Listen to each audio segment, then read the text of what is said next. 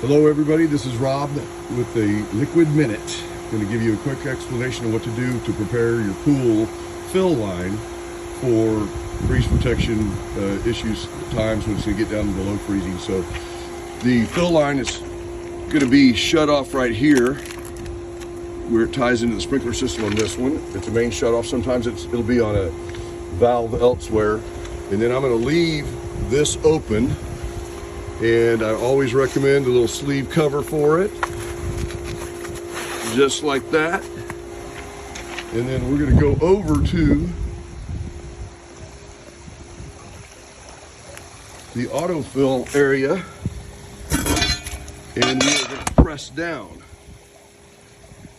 and let water drain out of the autofill and relieve pressure. So if it expands,